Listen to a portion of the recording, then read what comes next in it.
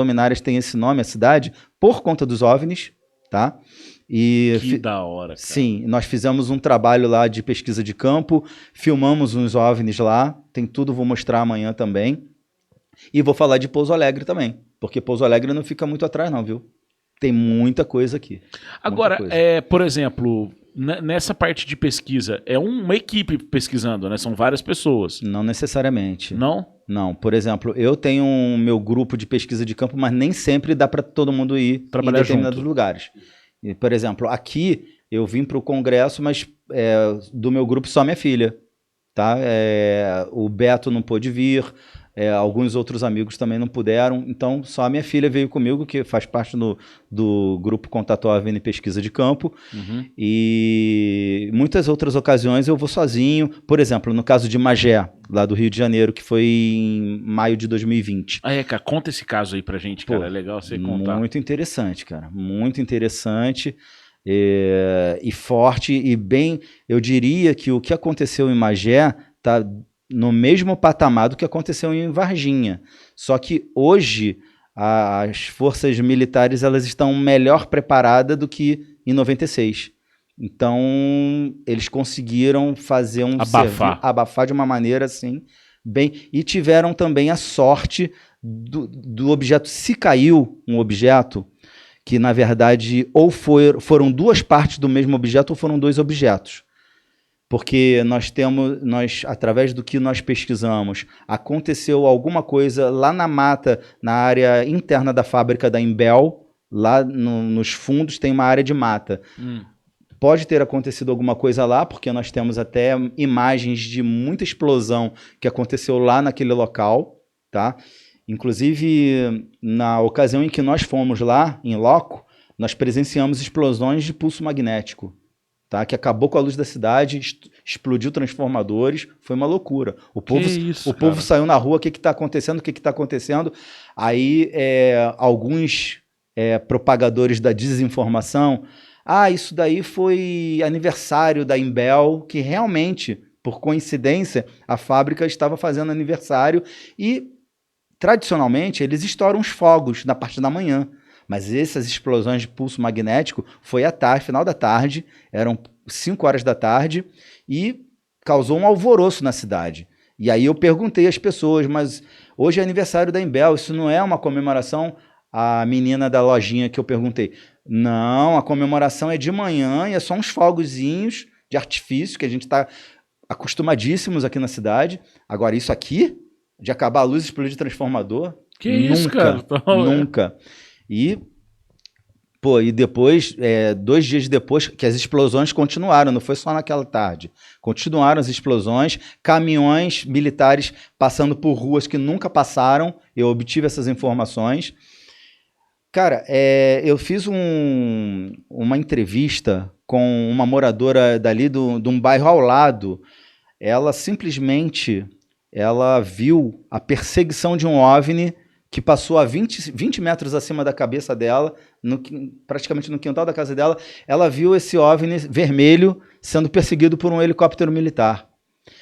Cristiano, como é que você pode dizer que realmente foi uma perseguição? Porque simplesmente ela viu o objeto fazer um L, uma curva assim de 90 graus, um L, e quando ele fez essa curva, os OVNIs eles têm a capacidade de fazer isso. O pessoal tá vendo, né? Não é só podcast. Sim, sim. Fazer isso. E o helicóptero não. Então o helicóptero ele fez aquela manobra assim que ele quase bateu no poste da casa dessa testemunha. E ela ficou espantadíssima com aquilo. E aquele barulho, porque aqueles helicópteros militares pretos têm fazem um barulho estarrecedor. E ele fez aquela manobra, quase bateu no poste e seguiu na mesma direção. A testemunha falou, Cristiano, parecia cena de filme. Porque era uma perseguição aquilo. E o objeto OVNI era vermelho, grande, tinha mais ou menos o tamanho de um Fusca, ou maior um pouco. Aliás, ela falou, como eu vi o helicóptero logo na sequência, era o tamanho do helicóptero, só que sem a cauda. E Entendi. Um vermelho, que era um vermelho inexplicável, muito vivo, e não fazia barulho, e fez isso. Na minha frente, Cristiano, eu vi. E antes de eu obter esse relato... nós obtivemos o relato de um outro rapaz né, de um outro bairro lá de Magé, que relatou, ele viu esse OVNI vermelho passar, só que dessa vez foi em linha reta, em frente à casa dele, e poucos segundos, 4 segundos depois, um helicóptero Passou. atrás, depois mais 2 helicópteros, depois mais um. Total de 4 helicópteros passaram em direção aonde esse objeto foi. Esse relato desse rapaz foi mais ou menos às 7 para 8 horas da noite. O da testemunha que viu a perseguição, umas 10 e pouca da noite. Mais ou menos 1 e pouca da madrugada, teve a grande explosão. A explosão que abalou, que parecia que algo caiu. Foi um grande estrondo que ela, Cristiano, parecia que o mundo ia acabar. Eu só levantei, olhei meus filhos, estava tudo bem, e fiquei ali com muito medo de alguma coisa que pudesse vir. Depois, no outro dia, ela saiu na rua, perguntou aos vizinhos, todo mundo escutou, obviamente. E aí a coisa começou a ganhar força, porque quando nós fomos lá, isso aconteceu numa segunda-feira, quarta-feira nós já estávamos lá, fomos coletando informações dali, pegando várias informações que iam batendo, como se fosse um quebra-cabeça. Porque assim, tipo, eles não se comunicaram entre si, né, os moradores. Mas você vai falando, cara, ele falou objeto vermelho, o outro falou objeto vermelho. Sim. Pô, então não pode ser alucinação da galera, né? É por isso que eu digo, nós temos condições de afirmar que caíram os OVNIs. Por que eu falei que caíram? Porque através das pesquisas que nós fizemos, o estopim do acontecimento não se deu só ali no interior da fábrica da Imbel, na região ali de mata, nos fundos da fábrica não, que ela é imensa, tá?